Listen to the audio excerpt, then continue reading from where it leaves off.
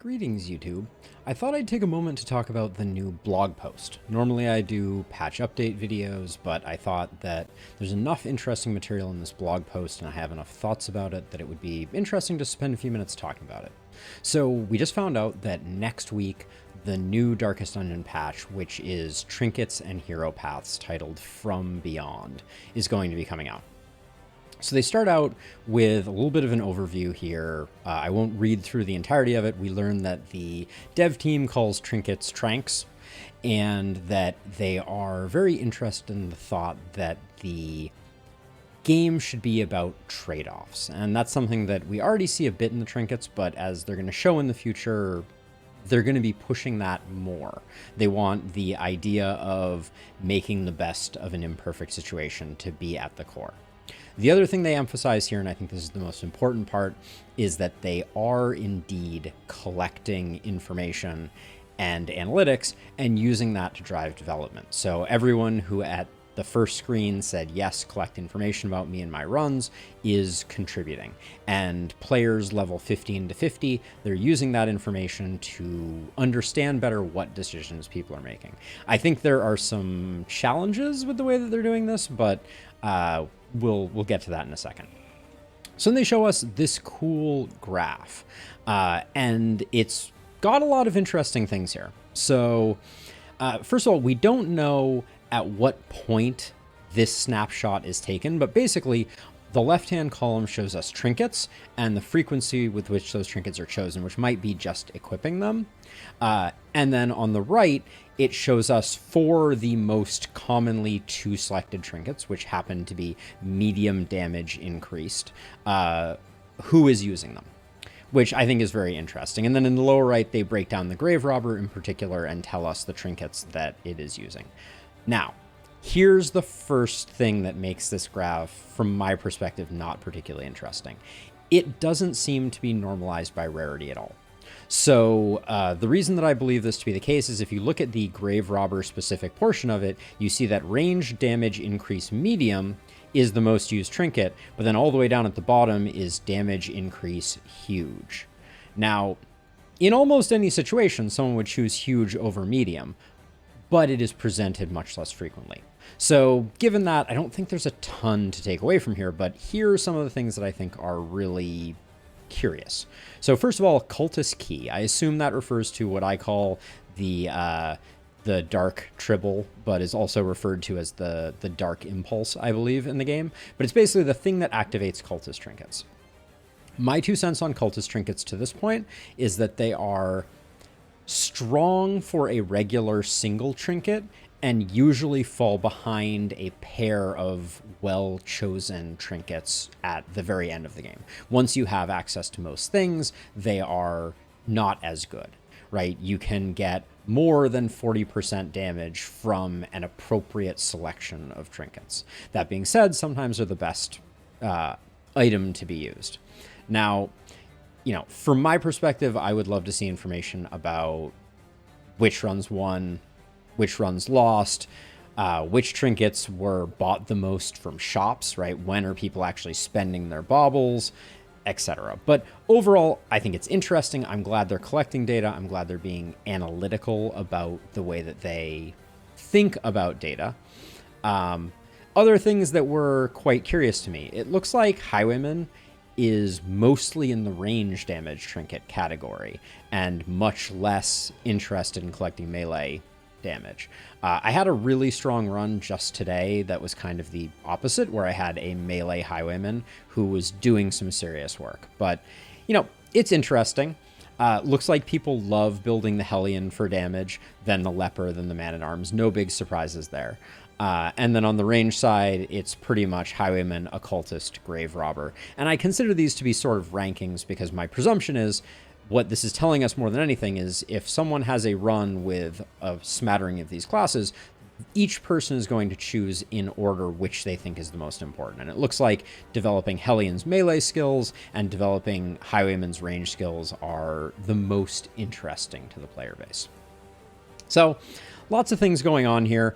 I'm trying to think, was there anything from the left-hand column that I was also like, oh, interesting?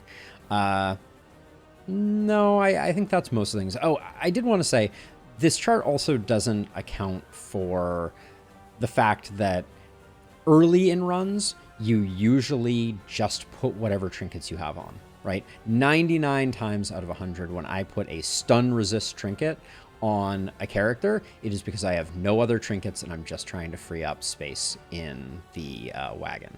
So either way, interesting stuff here. I'll probably look at it a little more. I was also surprised to see that crit seems pretty lowly valued by the community comparatively to raw damage. So go figure. Now, they had the same general conclusion with all the caveats that I previously put and basically said, wow, people are really picking plus damage a lot. And we would like for there to be more diversity in strategies and more diversity in the trinkets that people use. Now, this is something that I think we can all agree on. We hope and desire for all of the trinkets to have situational applicability and be interesting. It sucks when you're constantly getting handed, 5% damage trinkets or other things like that. So they are looking to move in a direction of more trinkets being interesting. The one thing that I take a bit of issue with here is they say that their summary of why damage is interesting is that it, quote, speeds up combat. And I think that this ignores a more active role that they have played in the way that characters are designed and the way that trinkets are designed. And what I mean by that is, in the game, you generally find that when you first start out a run, your damage breakpoints line up with almost killing things, right? You're not one-shotting everything. And this is good because it creates for more interplay. It makes the game more interesting. You're not alpha striking every enemy team and instantly deleting them. Plus damage is the primary lever that players have, that and mastery, for overcoming that disadvantageous breakpoint. So when I look at this, I go, yeah, if you want the game not to be so reliant on damage, you either have to make it so the breakpoints are significantly further out of reach, so equipping a plus damage trinket does not yield a one-shot kill when it otherwise would have, or you have to make the other offerings so powerful that they make it okay for someone to hang around. Right? If I had a trinket that reasonably consistently stunned enemies when I attacked them for the first time, I would be less interested in killing them on that first turn. But in general, the two levers that you have to control are how much damage are you doing and how much control are you exerting on the enemy team. There are not a lot of trinkets that provide a lot of control, and there are a lot of trinkets that provide damage. And I think that is why damage is selected so highly. Crit, on the other hand, is less consistent. It's nice when you get those kills, but if you can get it so that your flat uncrit damage, non-crit damage, is sufficient, you'll be good to go. So anyways, they move on to basically say that they want the full catalog of trinkets to be interesting, and they want them to be more trade-off oriented than they necessarily are now. So I think that's a good idea. They also want to make the ultra rare trinkets run altering and things that you build a comp around. So to that end, they've given us a teaser of a handful of trinkets. So let's go through them now. Whoops. There we go. So, first design tenets. I think it was nice to see these. So be creative and push boundaries. This is cool. Basically, their thesis is that in Darkest Dungeon 1, because the campaign was so long, one broken trinket could dominate a whole campaign. But you're not going to see every trinket during this shorter episodic roguelite format, so they are more interested and more excited about being a little more risk favorable in terms of creating strong things, because you just won't see them every time, right? You're not going to get a Reverberating Redoubt every run. Although next patch, Reverberating Redoubt may not be interesting. Give and take. This is that idea that I was just touching on a minute ago, but it is trade-offs, right? They want things to have an upside that you need to work around, or excuse me, an upside that you need to take advantage of and a downside that you need to work around. So none of the decisions are as clear cut as this trinket is just amazing. Strategy altering effects are awesome, right? You want to get that thing that you are excited about that you can build a run around. In the same way that a couple weeks ago, I had a run where I was able to draft 2 deathless characters right at the beginning. And I was like, let's build a run around taking advantage of this, and that's going to be super cool. And you want that to not only exist in the quirks, but also exist in the items that you pick up along the way. And you want runs to be memorable because a trinket changed the way that that run was going. Next is rarity and categories. So we know at the moment there are kind of 3 tiers of rarity for the standard trinkets: range damage, crit, melee damage, etc., flat damage. They want those trinkets to be a little less incremental, right? So 5% increase from each one it was a good starting point, but it's a little boring, right? It would be much more interesting if each tier had a little more flavor to it. And I think that they are interested in pushing in that direction.